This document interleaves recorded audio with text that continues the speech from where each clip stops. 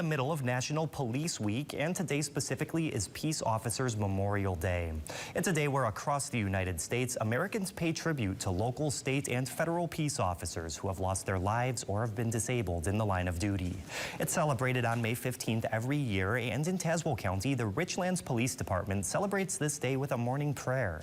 We spoke with Richlands Police Chief about today's event and the importance of this day.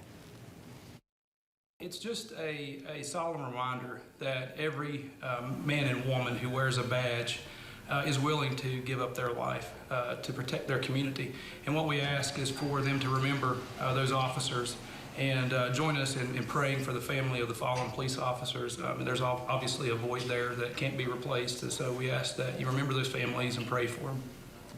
And continuing with the area's Peace Officers Memorial Day events, the Tazewell County Sheriff's Office celebrated today with a cookout. It's an annual event for the Sheriff's Office meant to give back to the community. They also partnered up with Marsh Regional Blood Center to help out with blood donations. And they also take other donations from the community here as well, all going toward helping out local law enforcement.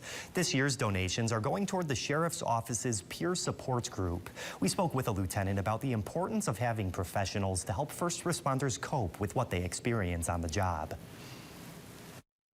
When something tragic has happened, when something that they may need to talk about, get something off their chest, because in this job, you see so many things, and it's hard to see some of the things that people see. Fire departments, rescue squads, all of it. So we have a peer support group that's able to talk to these people and let them get some of those feelings out. Again, this week is National Law Enforcement Week, and the Tazewell County Sheriff's Office will have events for the rest of the week and into the weekend. You can find more information on their social media pages going forward. And